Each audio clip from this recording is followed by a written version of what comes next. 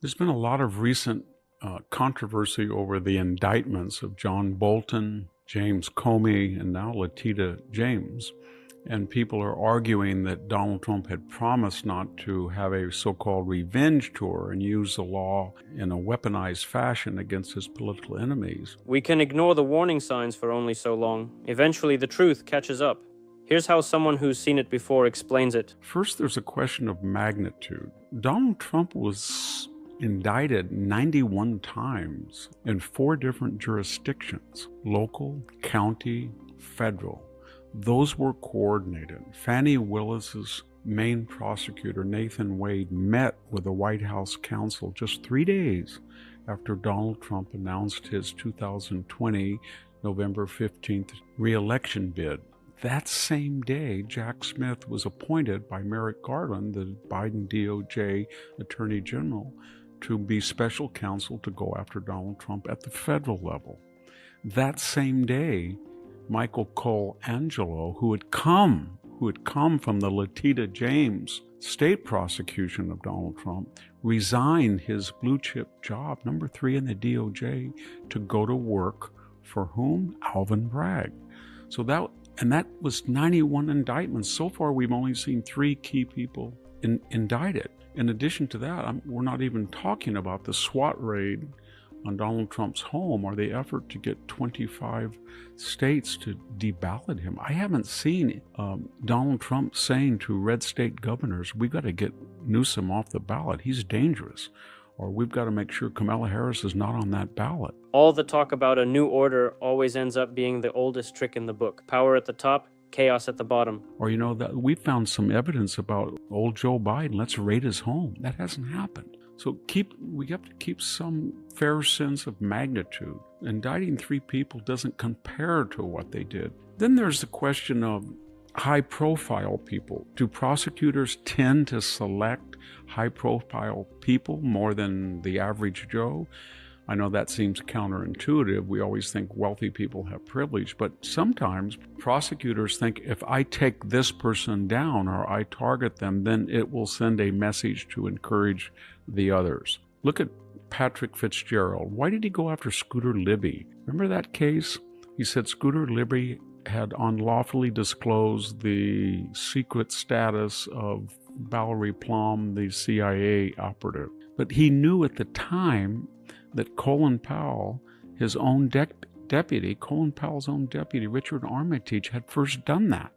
But he wanted to go after Scooter Libby to point out that I can take down anybody. Was it wrong? Yes. But that's what prosecutors do. I'm not trying to excuse it. Why did James Comey, remember when he was in the DOJ? The problem of selective prosecution isn't confined to the Scooter Libby case. It keeps resurfacing whenever prosecutors target a high-profile name to showcase their authority. Justice then becomes a stage play where the spotlight matters more than the law itself. This hypocrisy reveals a 2-tiered system. Those with connections are handled gently, while the less protected are punished harshly to make a point. Such double standards are evident in cases like Martha Stewart's, where minor infractions led to imprisonment, while far greater abuses by the powerful went unpunished. It's not about justice anymore. It's about spectacle and control. He went after Martha Stewart, put her in jail, for insider stock trading, but it was kind of it was very minor compared to what the Pelosi's have done, but he wanted to take down Martha Stewart. Donald Trump's not doing that, but what they're doing is they're saying if a national security advisor like John Bolton transmitted classified files and was exempt, then anybody can do it. If Letitia James is the Attorney General of New York and she lies about her mortgage circumstances or her tax circumstances or her primary residence, then anybody can do it. So it's logical you go after people both wrongly and rightly. But more importantly, which is the real sin? Under the Biden administration, they knew that John Bolton had transmitted. They had information from a foreign intelligence source had interrupted or intercepted his own communication, and he was transmitting allegedly classified materials to his wife and daughter. They didn't do anything. They didn't do anything because he was useful. He was writing a biography that would embarrass Trump during the Biden-Trump election. Which is the greater sin, to let felonious behavior go unaudited, unaddressed, or to address it? Maybe you can say it's selective, but unless a jury will find that out.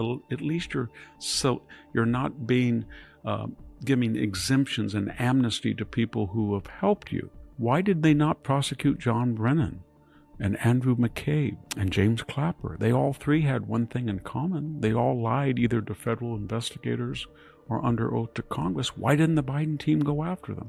Because they were all useful to them.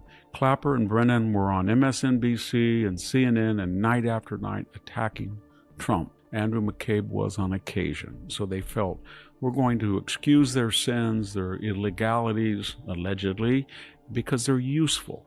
So Trump comes in, and the DOJ under Pam Bondi says they all have criminal exposure, and I'm going to enforce the law. You can call it selective, but I would rather see somebody enforce the law than give an exemption for political purposes. But we don't talk about that.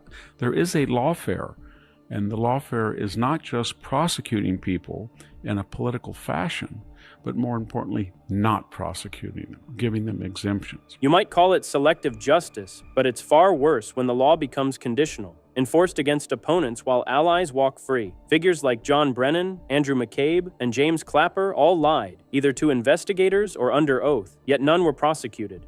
Their public loyalty to the establishment, appearing nightly on CNN and MSNBC to attack Trump, earned them quiet immunity.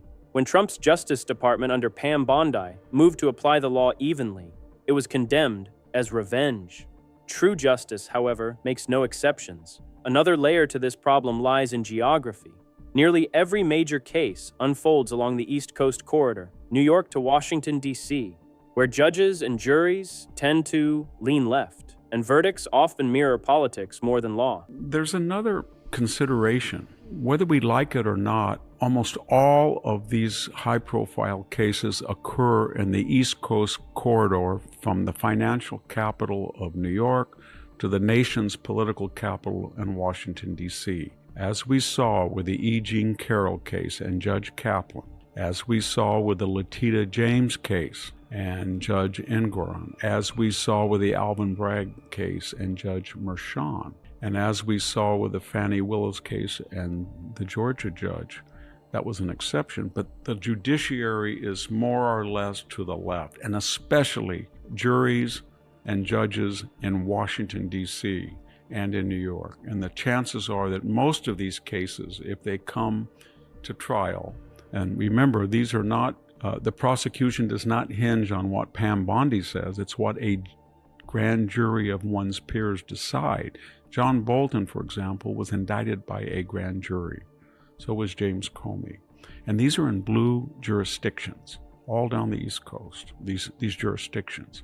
So in conclusion, it's going to be much more difficult for the Trump Department of Justice under Attorney General Pam Bondi to find a Clapper or a Brennan or a Bolton guilty in a blue jurisdiction where you're going to have juries that are, for the most part, decidedly anti-Trump. Much more difficult. So they're going to have to prove beyond a reasonable doubt to a far greater degree than was true of Donald Trump. Donald Trump came in as a conservative, and in an era of rampant Trump hatred and Trump derangement syndrome, and he had to face predominantly left-wing grand juries, left-wing juries, and left-wing judges. So if Donald Trump is accused of waging lawfare, there's going to be a natural check on that, and that check is that he is going into hostile territory. I'm personifying it, but his attorney general will be going into areas that are not sympathetic to the prosecution, but will be sympathetic to the opponents of Donald Trump. Keep watching. The next video uncovers angles no one else dares to show.